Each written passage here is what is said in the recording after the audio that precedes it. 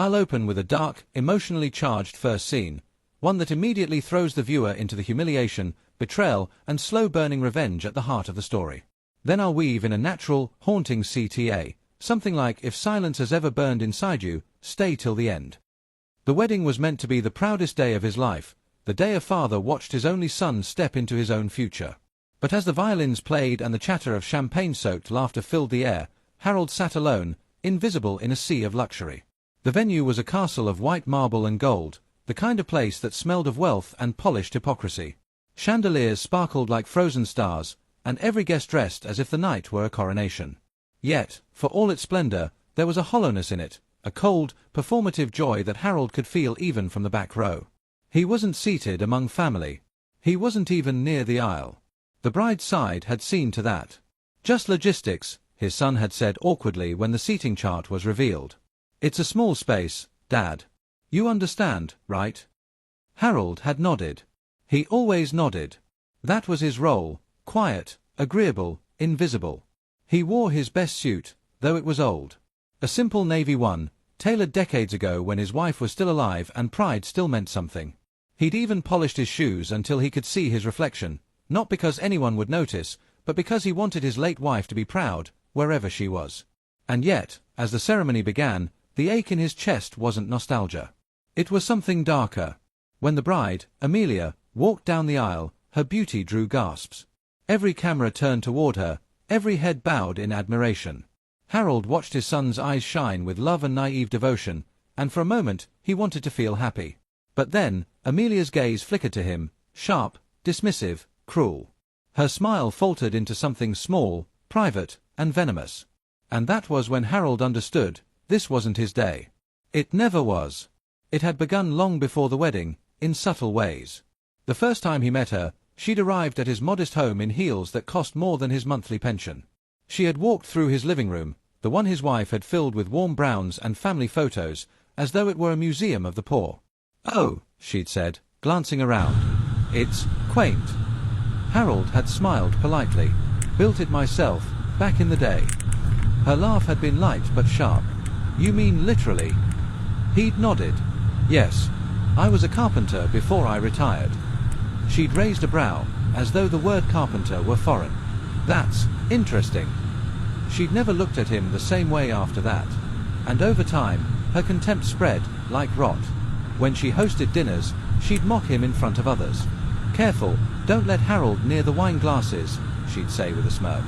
"He might try to whittle them into something." The guests would laugh politely, uncertain whether they should. His son would frown, but never defend him. He'd just place a hand on her shoulder and mutter, "Amelia, stop."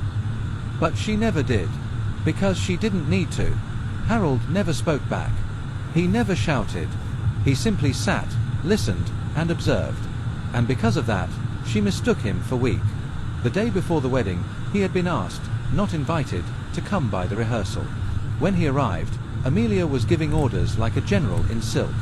Her father, a tall, red-faced man with a permanent smirk, watched with approval. The staff moved quickly under her gaze, terrified to displease. When Harold approached, her expression tightened. "Oh," she said flatly, "you made it."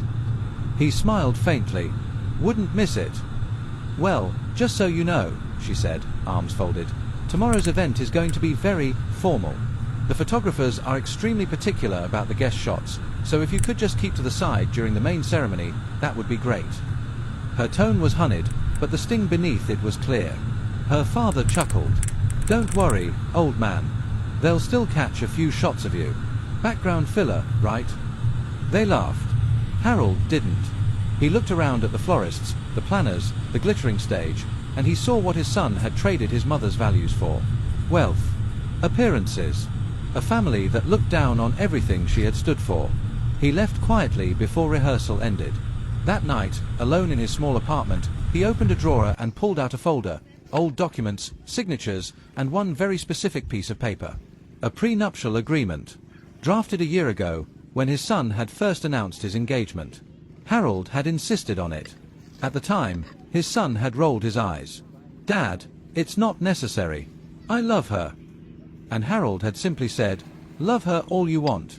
But never forget, you built nothing she values." Protect what you've earned.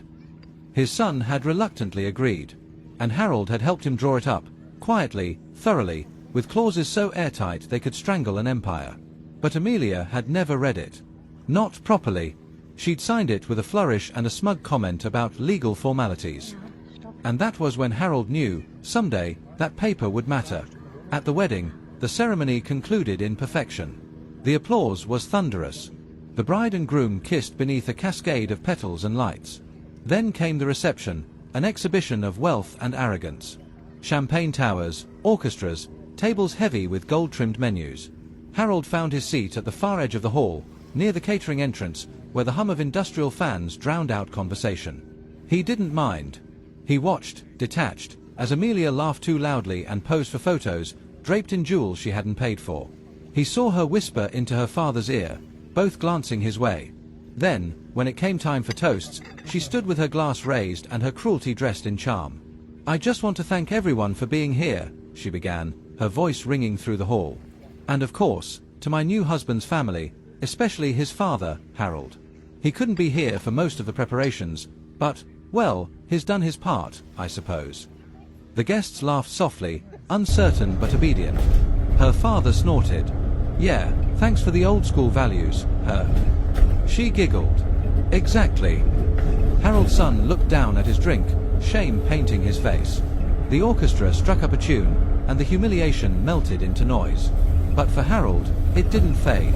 It crystallized. He stood quietly, adjusted his tie, and left the hall. He didn't make a scene. He didn't say a word. But as he walked into the cold night, something in him shifted. Because humiliation, in men like him, doesn't break. It sharpens. In the weeks that followed, the cracks began to show. Amelia's new life, the one built on appearances, came with expectations she hadn't anticipated. The house she wanted. The renovations. The endless parties.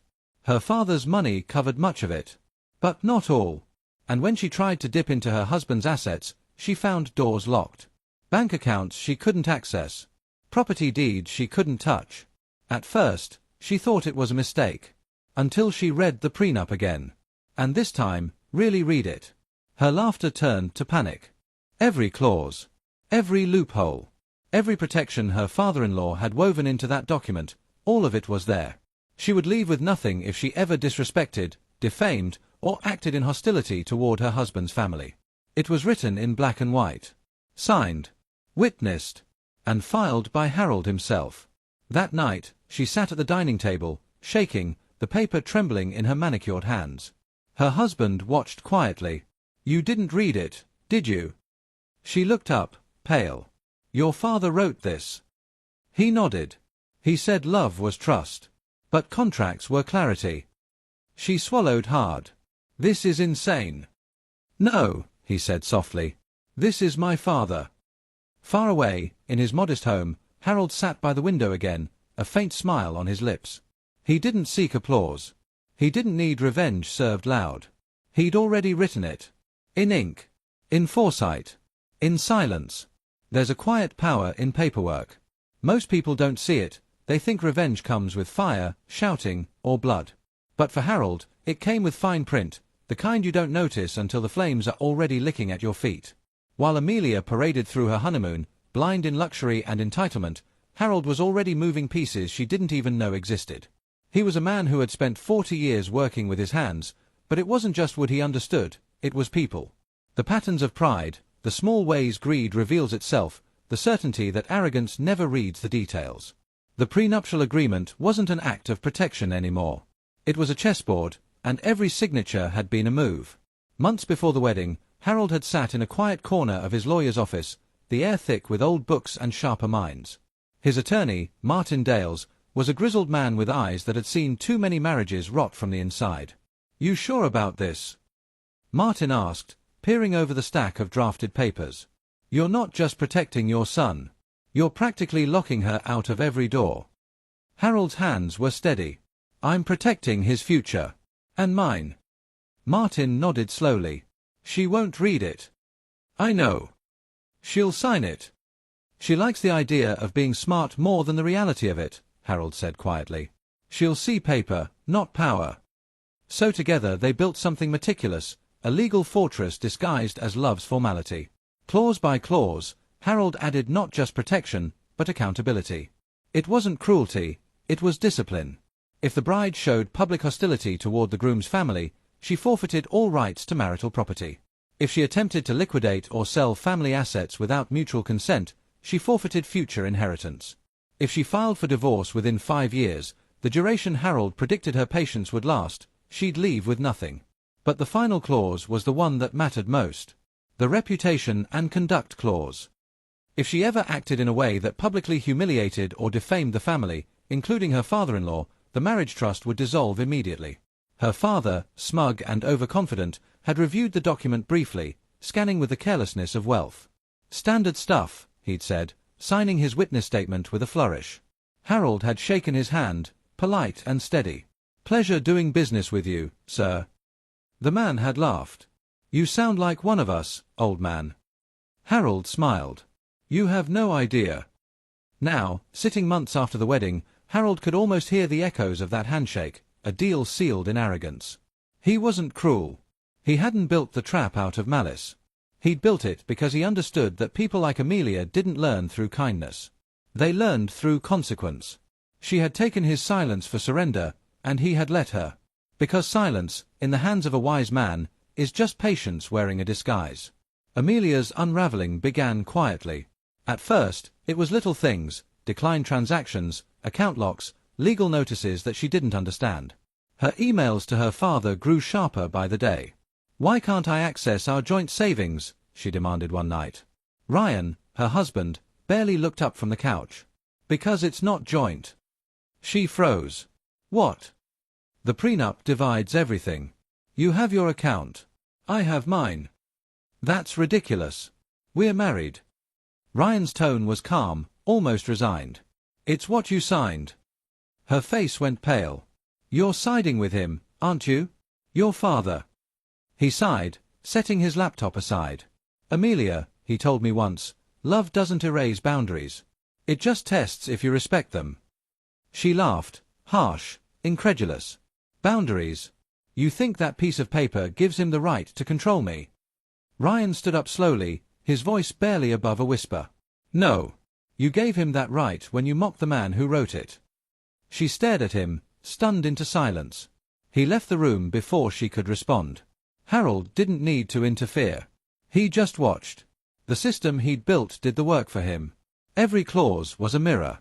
Every signature, a promise that now reflected back the truth of her character.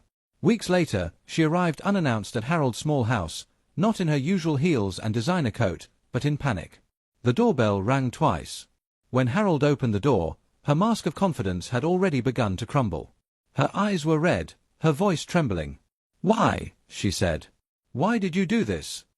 He looked at her evenly. "Do what?" "You ruined me," she hissed. You set me up." He stepped aside calmly. "Come in." She entered, still shaking. The contrast between his small, neatly kept home and her hollow opulence hit her like a weight. He gestured to the chair across from him. "Sit." She did, reluctantly. Harold studied her for a long moment. The last time they had sat together, she'd mocked his furniture, called it antique by accident. Now, her manicured hands clutched the wooden arms as though the chair might disappear. "You think I ruined you," he said softly. "But I didn't write that contract to hurt you. I wrote it to reveal you." Her voice cracked. "I don't understand." "No," he said. "You don't listen." He stood and walked to the small cabinet by the wall, pulling out a single photograph. It was old, faded, his wife standing beside him on their porch, their son barely 5 years old between them. "She taught me something," Harold said quietly.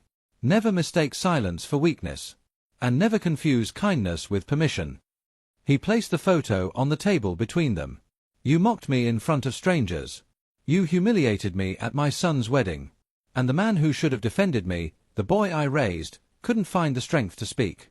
So I gave him something stronger than words." Her eyes filled with tears. You're a monster." He smiled faintly. "No. I'm a teacher." That night, she went home broken. The empire she thought she'd married into was now a cage she couldn't escape from. Her father tried to intervene, lawyers, threats, even blackmail attempts.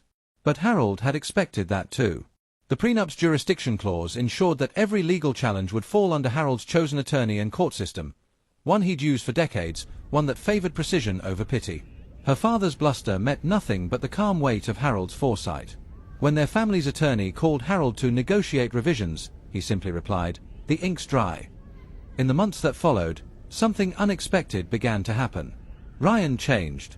Slowly, subtly, without his wife's constant derision, he began visiting his father again. Sometimes for coffee, sometimes for advice, sometimes just to sit in the silence of a home that didn't pretend to be perfect. Was it worth it? Ryan asked one afternoon. Harold didn't look up from the wooden box he was carving, a gift for his late wife's grave. What? The prenup. The control. All this. Harold paused. Control isn't what I wanted. Clarity is. I gave her the chance to show what kind of person she really was. She just didn't like what she saw. Ryan was quiet for a long time. She's leaving. Harold nodded. I know. You're not happy about that. Harold sighed. I'm not happy about any of it. But sometimes, son, peace comes with a price. When the divorce papers came, Harold didn't celebrate. He didn't gloat. He simply filed them away, another form of closure written in ink. The trust remained intact, for his son and any future grandchildren. Amelia left with nothing but her name. Her father raged, threatening lawsuits and smear campaigns, but the contract stood like stone. Not a word could be overturned. One evening, as the sun bled orange across the horizon, Harold sat in his workshop, the scent of sawdust thick in the air. He looked at the carved box, now finished, smooth, simple, perfect. On the lid, he had etched a single line of text. For every word unspoken, a consequence awaits. He closed the box gently, his expression unreadable. Revenge had never been his goal. Balance had. And balance, finally, had been restored. But even then, a quiet thought lingered, not of anger, not of regret, but of legacy. He wondered what his son had truly learned through all this. Because revenge was never the lesson. It was understanding. The kind that comes only after silence has done its work. The truth has a strange way of waiting. It doesn't rush, it doesn't rage. It lingers, patient and invisible, until the moment the world is quiet enough to hear it. For Harold, that moment came 1 year later. The same people who had once toasted him as a simple old man were gathering again. Same glittering hall, same expensive champagne, same obsession with appearances. But this time, it wasn't a wedding. It was an anniversary celebration, for Ryan and Amelia. The invitation had arrived 2 weeks earlier, printed on paper so thick it felt like arrogance pressed into cardstock. He hadn't expected one. And truthfully, he almost didn't go. Almost. Because revenge, true revenge, doesn't live in anger. It lives in timing. When Harold arrived, the hall was already glowing with the kind of grandeur only insecurity can afford. Gold-trimmed drapes, crystal chandeliers, a stage lined with white roses. Cameras flashed as Amelia posed for photos, radiant in a new designer gown. She looked happy, the kind of happiness that feeds off performance. Her father stood nearby, laughing too loud, slapping shoulders as if the past year had been erased. Ryan was there too, smiling mechanically, the fatigue in his eyes visible to anyone who looked long enough. When he spotted his father, he froze. "Dad," he said quietly, walking over. "You came." Harold gave a small nod. "You invited me." Ryan hesitated. "I didn't think you would." "I almost didn't." "Then why?" Harold's gaze was steady. "To finish something." Dinner was served beneath chandeliers that dripped with light. Speeches began, predictable, empty words about love, growth, and new beginnings. When it was Amelia's turn, she stood tall, glass in hand, voice dripping with charisma. "I want to thank everyone who stood by us this past year," she said. "Marriage isn't easy, but we've learned what it takes to make it work: trust, patience, and forgiveness." She glanced toward Harold, her lips curving into a smile that didn't reach her eyes.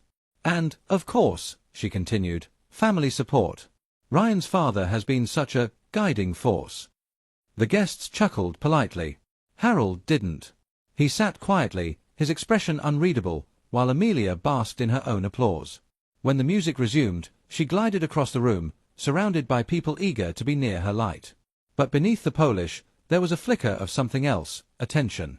Because the truth she had ignored for a year was finally tightening its grip. Harold had made sure of that. A week before the event, through channels that required no words, he'd ensured that her father's company, the one she so proudly tied her image to, received a letter. A simple, unassuming letter from his lawyer. It wasn't a threat. It was a notice.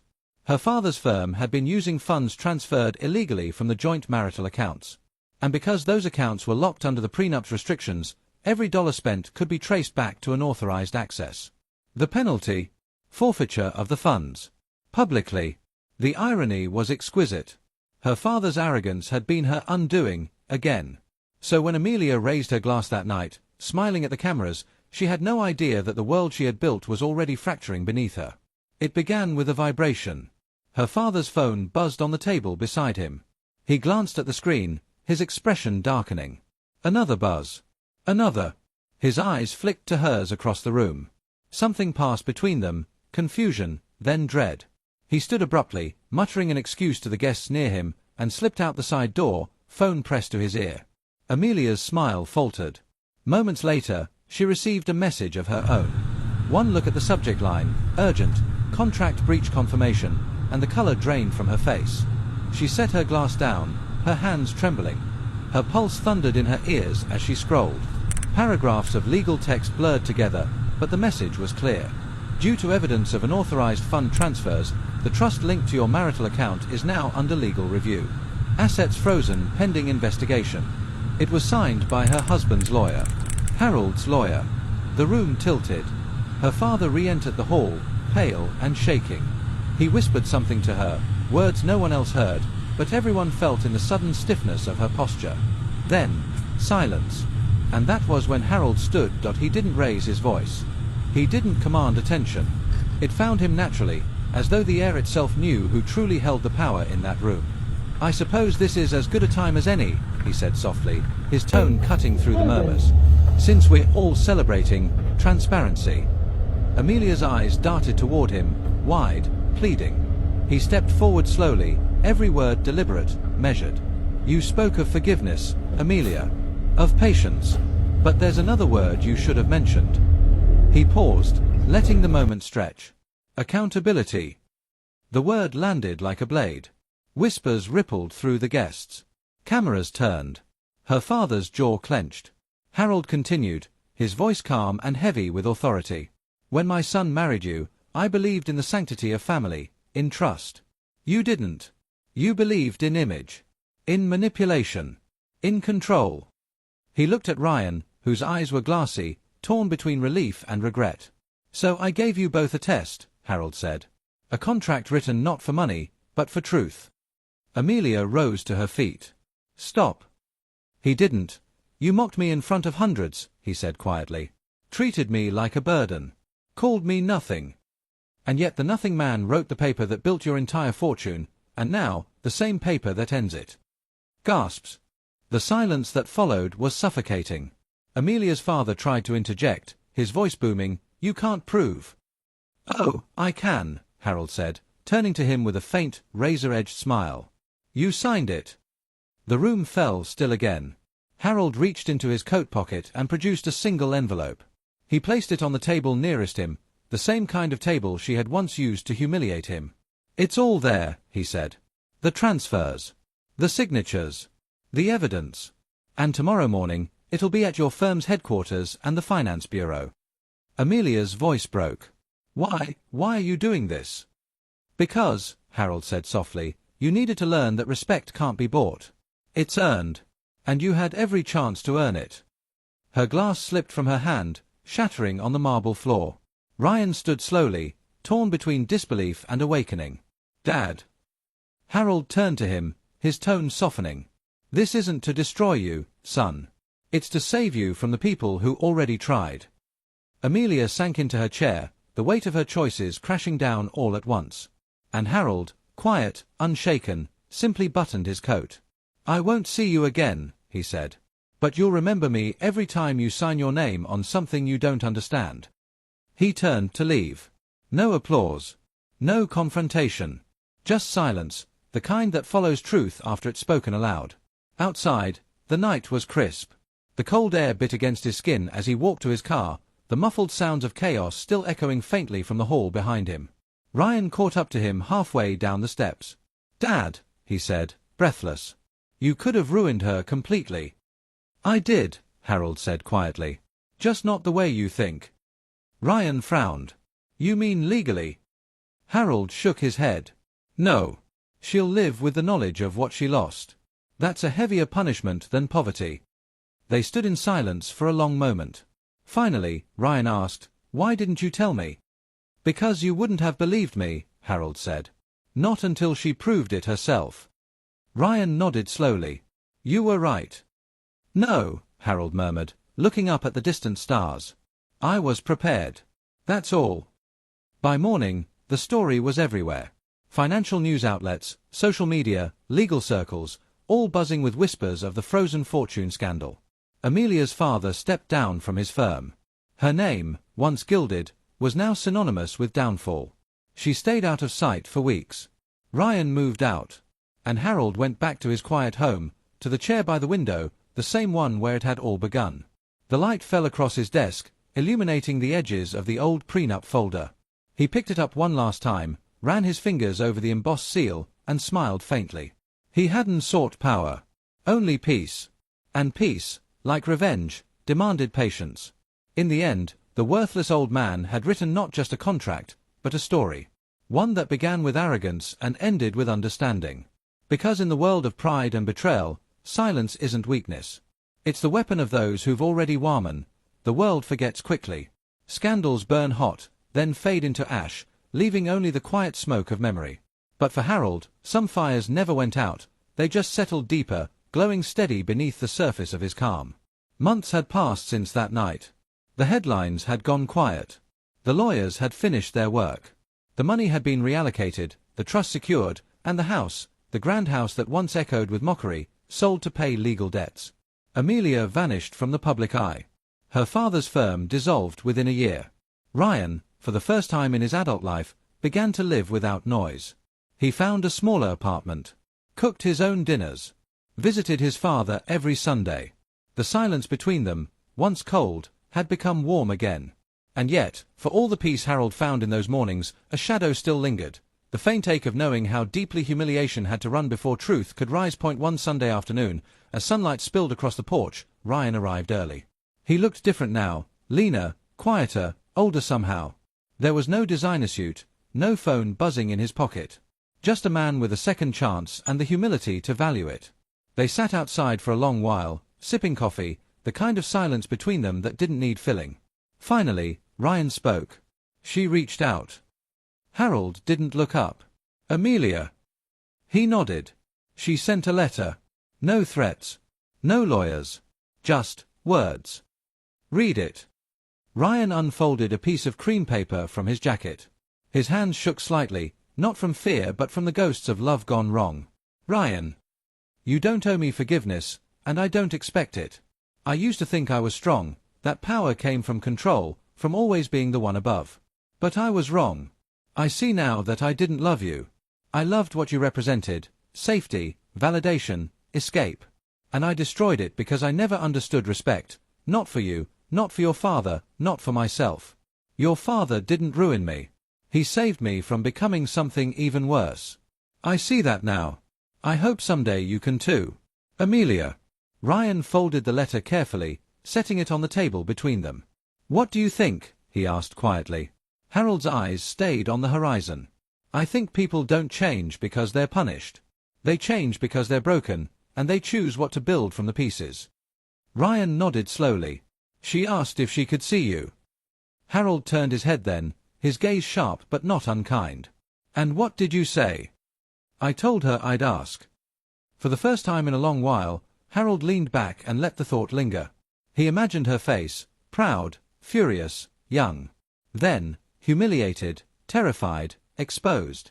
And now, maybe older, maybe quieter, maybe different. "Tell her to come," he said finally. Ryan blinked. "You mean it?" Harold nodded. "Let's see what kind of woman she became when the noise stopped." She arrived 3 days later. No driver, no entourage, no glittering rings. Just a woman in a plain coat, carrying a single envelope in her hand. When she stepped onto his porch, she hesitated before knocking, as though even the sound might break something sacred. Harold opened the door before she could. For a long moment, they just looked at each other. He wasn't the frail old man she'd once mocked. He stood tall, steady, eyes calm. The kind of calm that came from having seen everything, survived everything, and forgiven nothing he didn't need to. "Amelia," he said softly. "Mr. Hayes," she replied, her voice trembling. "Thank you for seeing me. Come in." The house was quiet, simple, warm. She glanced around, taking in the hand-carved furniture, the framed photographs, the faint smell of wood oil and coffee. It was everything she'd once dismissed as quaint, and now it felt like something she'd never had, peace. She sat at the table across from him, the same spot where she'd once thrown accusations like daggers. "I didn't come to apologize," she began.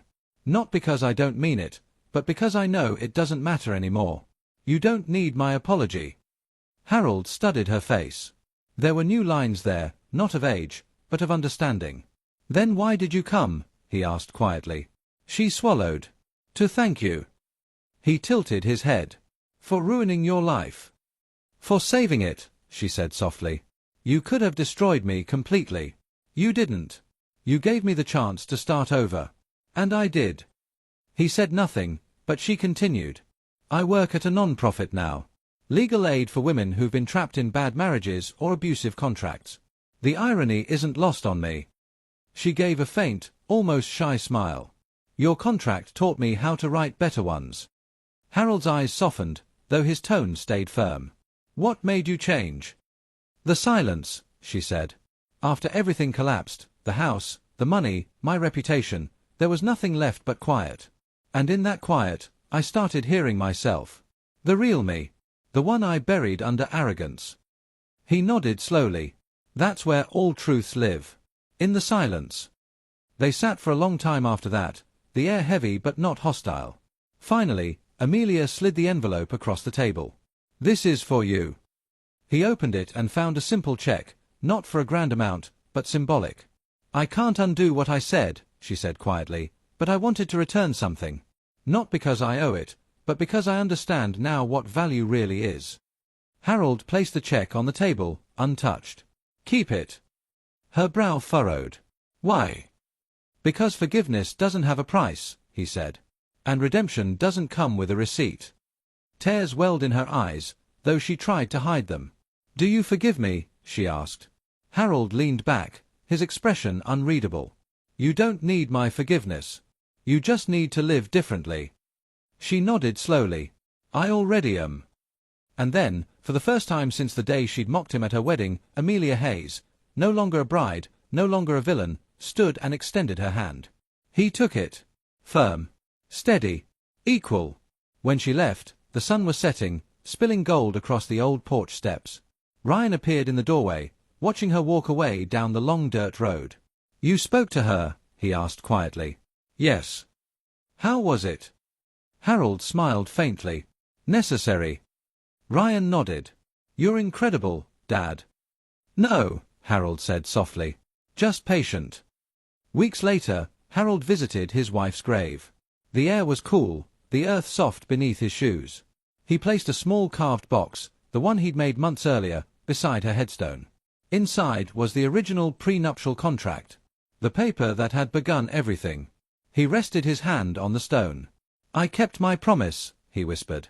"He's safe now. And she's learned." The wind stirred gently through the grass, and for a moment he thought he could almost hear her voice, not words, just warmth. He closed his eyes, feeling the peace settle deep. Back home, he sat by the window again. The light was soft, the world quiet. Ryan's laughter drifted faintly from the kitchen as he burned another attempt at dinner. Harold smiled. There was no more bitterness.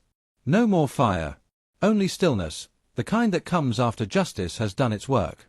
He looked down at the old wedding photo on the table, his wife, his son, himself, and whispered, "Some lessons take years to bloom." Then he leaned back, eyes closing, and let the silence fill the room once more.